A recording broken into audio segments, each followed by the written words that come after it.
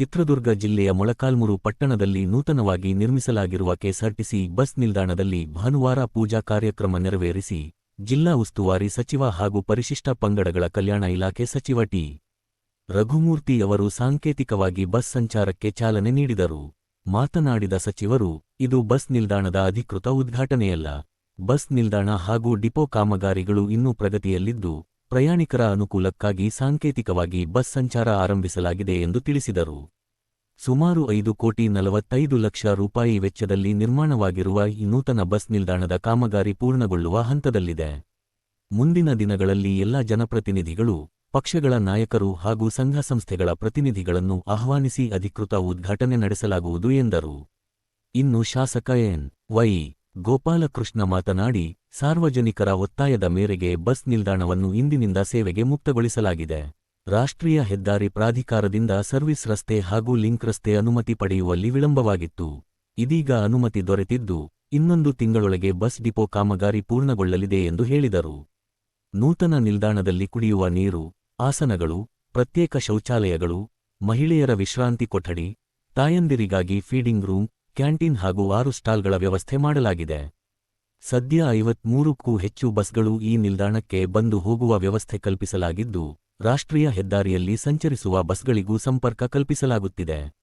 ಮೊಳಕಾಲ್ಮೂರು ಜನರ ಬಹುದಿನಗಳ ನಿರೀಕ್ಷೆಯ ನೂತನ ಬಸ್ ನಿಲ್ದಾಣ ಇದೀಗ ಸಾರ್ವಜನಿಕರ ಸೇವೆಗೆ ಲಭ್ಯವಾಗಿರುವುದು ಪ್ರಯಾಣಿಕರಲ್ಲಿ ಸಂತಸ ಮೂಡಿಸಿದೆ.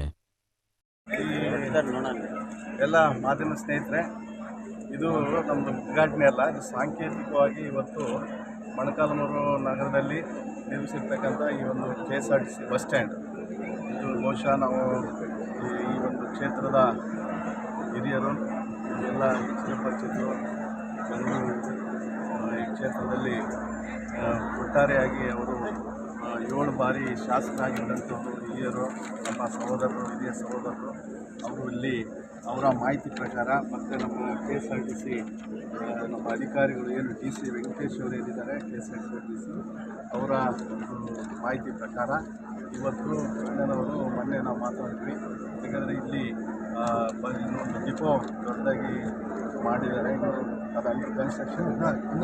ಜೊತೆಗೆ ಇಲ್ಲಿ ಪಬ್ಲಿಕ್ಸ್ಗೆ ಇನ್ನೂ ಅದರಿಂದ ಮುಂದೆ ಹೋದರೆ ಇನಾಗ್ರೇಷನ್ ಆಗಿಲ್ಲ ಅಂದರೆ, ಇನಾಗ್ರೇಷನ್ ಅಂದರೆ ಸಾಂಕೇತಿಕ ಬಸ್ಗಳು ಸಂಚಾರ ಮಾಡಿದ್ರೆ ಸಾರ್ವಜನಿಕ ಉಪಯೋಗ ಆಗಲಿ ಅಂತೇಳಿ ಅರ್ಜೆಂಟಾಗಿ ಮೊನ್ನೆ ರಾತ್ರಿ ನಾವು ಅಲ್ಲಿ ಹೇಳಿದ್ರು.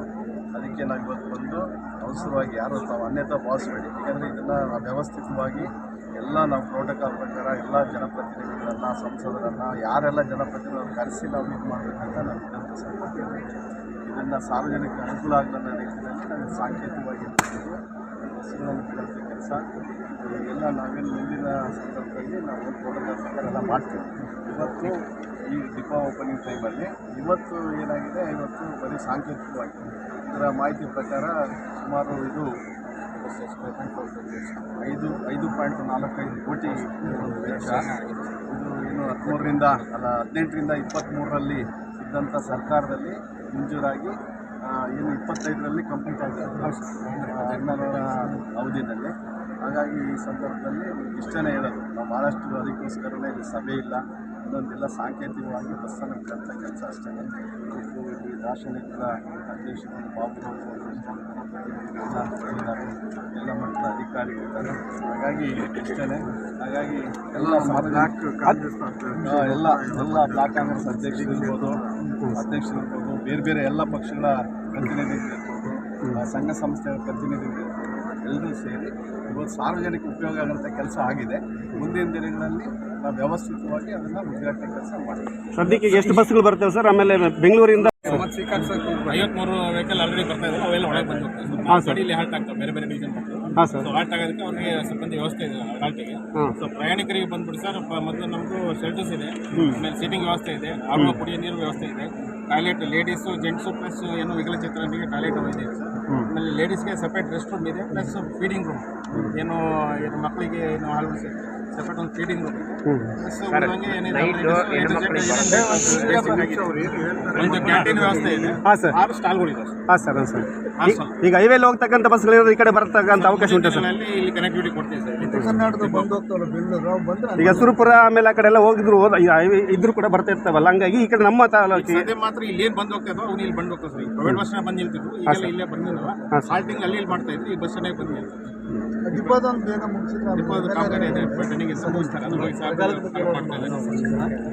ಡಿಪೋಗೆ ಸಂಬಂಧಪಟ್ಟಂಗೆ ನ್ಯಾಷನಲ್ ಹೈವೇ ಅನ್ನೋದು ನ್ಯಾಷನಲ್ ಹೈವೇ ಅಥಾರಿಟಿ ಆಫ್ ಇಂಡಿಯಾದವರು ಕೂಡ ಪರ್ಮಿಷನ್ ಕೊಟ್ಟಿರಲಿಲ್ಲ. ಸರ್ವಿಸ್ ರೋಡ್ಗೆ, ಅಪ್ರೋಚ್ ರೋಡ್ಗೆ, ಲಿಂಕ್ ರೋಡಿಗೆ, ಅಪ್ರೋಚ್ ರೋಡೇ.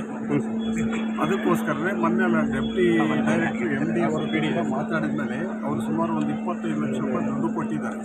ಈಗ ಸರ್ವಿಸ್ ರೋಡು ಮತ್ತು ನ್ಯಾಷನಲ್ ಹೈವೇಲಿಂದ ಅಪ್ರೋಚ್ ರೋಡ್ ತಗೊಳ್ಳೋದಕ್ಕೆ ನ್ಯಾಷನಲ್ ಹೈವೇಯಿಂದ ಕೂಡ ಮಾತಾಡಿ ಪರ್ಮಿಷನ್ ತಗೊಂಡಿದ್ವಿ. ಇನ್ನು ಒಂದು ತಿಂಗಳ ಒಳಗಡೆ ಪೂರ್ಣ ಪ್ರಮಾಣವಾಗಿ ಡಿಪೋನು ಕಂಪ್ಲೀಟ್ ಆಗುತ್ತೆ. ಆಮೇಲೆ ಈಗ ಬಸ್ ಸ್ಟ್ಯಾಂಡ್ ಸಾಂಕೇತಿಕವಾಗಿ ಜನಗಳ ಒಂದು ಅಭಿಪ್ರಾಯ ಮತ್ತು ಅವರ ಒತ್ತಡದ ಮೇರೆಗೆ ಇವತ್ತು ನಾವು ಸಾಂಕೇತಿಕವಾಗಿ ನಮ್ಮ ಮಂತ್ರಿಗಳು ನಾವೆಲ್ಲ ಸೇರಿ ಉದ್ಘಾಟನೆ ಮಾಡಿದ್ದೇವೆ.